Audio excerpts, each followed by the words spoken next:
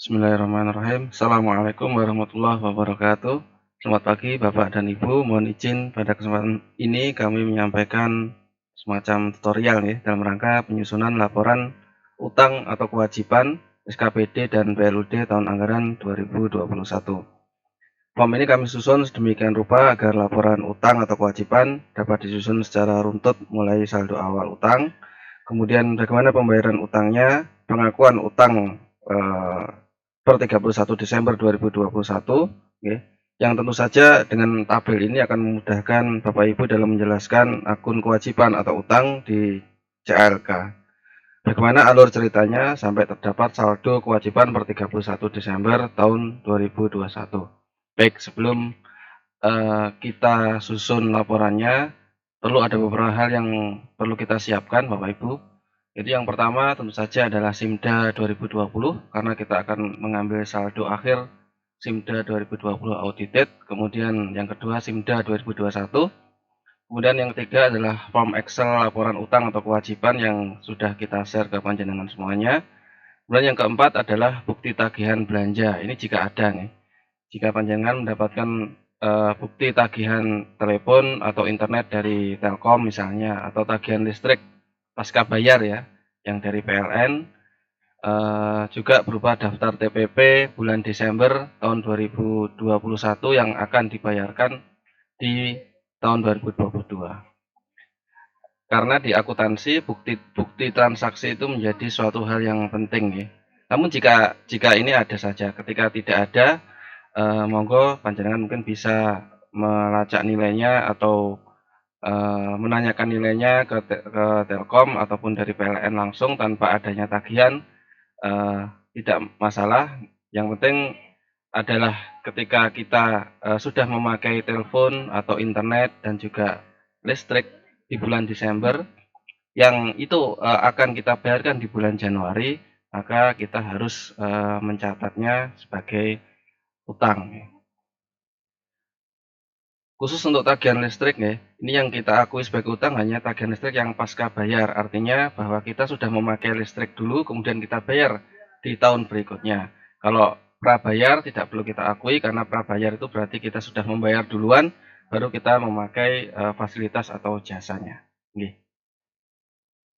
Baik Bapak Ibu, ini yang kita butuhkan. Langsung saja to the point, kita akan menuju ke form mutasi utang tahun anggaran 2021. Yang pertama, tentu saja kita isi dulu nama SKPD-nya. Ini sebagai salah satu contoh saja yang saya ambil, yaitu salah satu SKPD Dinas Tenaga Kerja misalnya. Dan kemudian kita langsung ke kolom 2 mengenai jenis utang ya.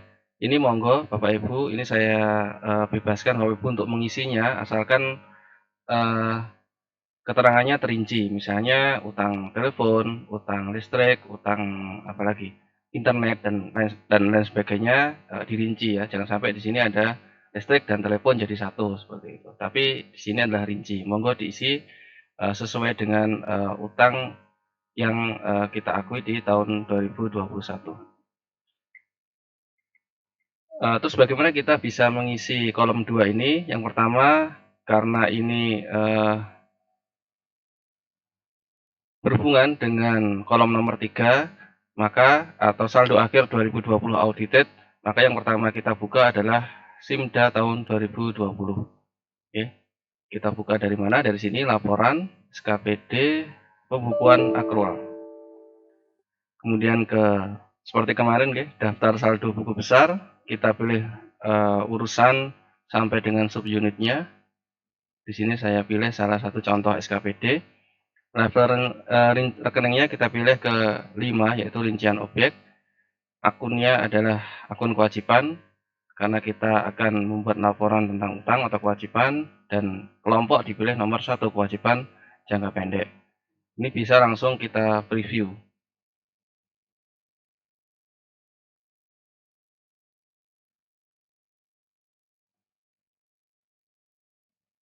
Baik, ini preview saldo buku besar utang.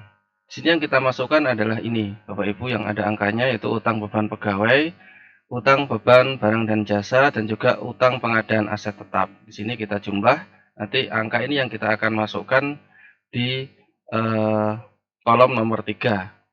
Namun di sini utang beban barang jasa masih gelondongan, nilainya 6.615.923. Ini pun harus kita rinci sesuai dengan peruntukannya masing-masing. Baik, terus bagaimana kita bisa mencari atau bisa mengetahui rincian ini, ya? Untuk previewnya kita bisa juga pakai jenis juga, kita pilih utang beban.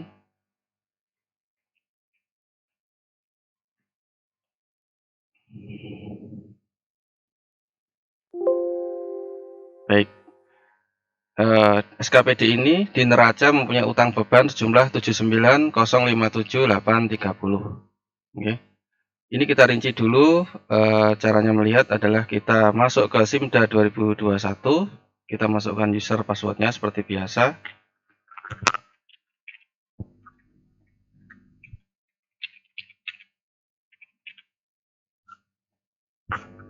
Tahun anggarannya kita login ke tahun 2020. Kita masuk ke data entry, SKPD, pembukuan, saldo awal. Persis seperti ketika kita membuat laporan persediaan kemarin. Kita pilih SKPD-nya, kita pilih menu accrual, kita pilih neraca. Kita menuju ke kewajiban atau utang. Nah, ternyata ini Bapak Ibu, jadi mulai kode 2, okay, 216 dan seterusnya ini adalah rincian daripada utang SKPD ini di 31 Desember tahun 2020 audited atau saldo awal tahun 2021. Nah, angka ini yang akan kita pindah ke kolom nomor 3 tadi. Ya. Ini sampai selesai. Jumlahnya sama dengan ketika kita melihat saldo akhir tahun 2020.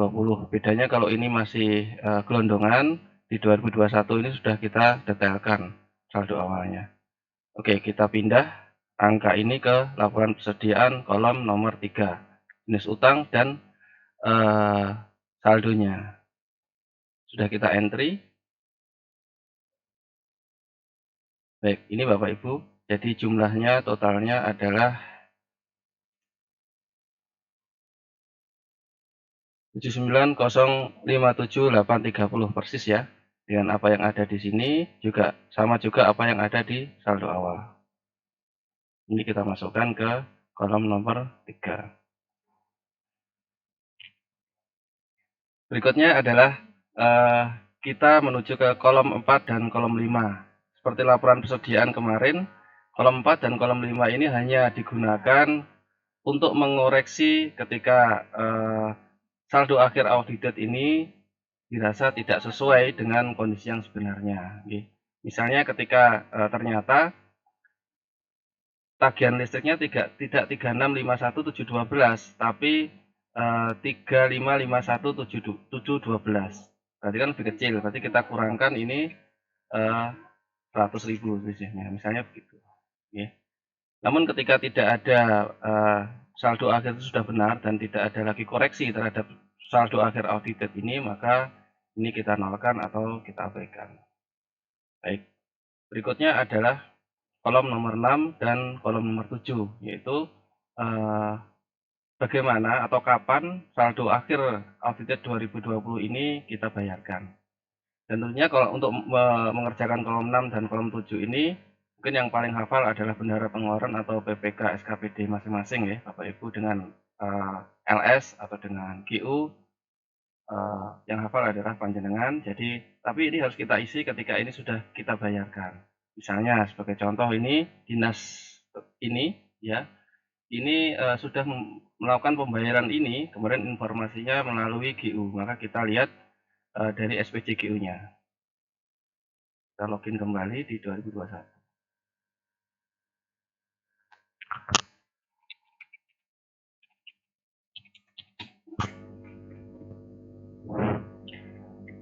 Melalui GU, maka kita lihat bukti pengeluaran GU-nya. Dinas ini. Baik. Ya. Di sini kelihatan angkanya nih Bapak Ibu. Berarti ini tagihan listrik ya, kemudian tagihan internet, tagihan telepon ini sudah dibayarkan pada tanggal 15 Februari tahun 2021. Nah, bukti pengeluaran inilah yang kita entry di kolom nomor 6 dan kolom nomor 7. Ini sudah kita entrykan, Ibu. Ini ya, kita entry atau kita salin yang ada di sini sebagai pembayaran daripada saldo akhir audited 2020. Ketika nilainya sudah sama, berarti ini kita keterangannya di kolom 8 adalah lunas.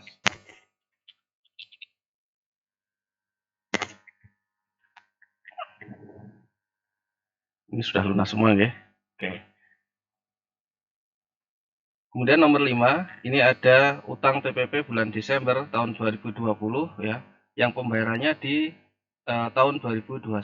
Maka kita lihat di SPJ-nya di LS, kita harus lihat nomor SP2D-nya. Ini sudah kita entrykan nomor SP2D-nya ya. Nomor SP2 adalah sekian yang dibayarkan tanggal 22 Januari tahun 2022. Dilunas ya. Oke. Berikutnya adalah kolom nomor 9 dan kolom nomor 10. Ini adalah pengakuan utang tahun 2021. Ketika ini berupa tagihan telepon, berarti pemakaian telepon di Desember ya, yang itu ditagihkan dan dibayarkan pada tahun 2020, ditagihkan dan dibayarkan pada tahun 2022. Misalnya di sini untuk belanja teleponnya, ya, ini hanya contoh ya, contoh saja misalnya dinas ini telah memakai telepon ya Desember 2021 dan ditagihkan di Januari sebesar 40.000 di Januari 2022. Ini bisa kita isikan atau kita kosongkan, monggo fleksibel saja kalau di sini. Kalau ada nomor tagihannya bisa kita tuliskan di sini, oke. Sehingga saldo akhirnya adalah ini. Ini sudah rumus nih Bapak Ibu. Berarti saldo akhirnya ini dari saldo akhir ya. Kemudian ada pembayaran utang, kita kurangi, dan juga kita tambah pengakuan utang yang baru di tahun 2021. Saldo akhirnya. Dan kemudian ternyata begini, di tahun 2021 ya, dinas ini ada kekurangan gaji pegawai yang itu merupakan hak di tahun 2021 yang itu belum dimintakan pembayarannya sampai dengan 31 Desember tahun 2021. Maka kita juga mengakui sebagai utang. Ya, sebagai contoh nilainya misalnya adalah 15 juta. Ya. Maka saldo akhir ini juga akan jumlahnya 15 juta rupiah. Totalnya saldo akhir per 31 Desember tahun 2021 sebesar ini. Jadi 89.539.900. Keterangannya bisa kita tulis seperti ini Bapak Ibu. Saldo utang 40.000 merupakan pemakaian listrik bulan Desember 21 yang ditagihkan bulan Januari tahun 22 dan seterusnya. Demikian pula sampai dengan nomor 6, kekurangan gaji kepada pegawai. Kemudian perlu diperhatikan juga Bapak Ibu bahwa utang ini ya, ini hanya mencakup belanja-belanja yang sifatnya wajib dan mengikat. Nah, ketika kita tidak membayarkan, maka ya akan menimbulkan hal yang akan menimbulkan konsekuensi, misalnya ketika listrik tidak kita bayar, maka itu akan diputus dan seterusnya.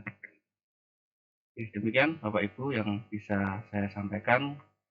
Kurang lebihnya mohon maaf. Wabillahi taufiq wal hidayah. Assalamualaikum warahmatullahi wabarakatuh.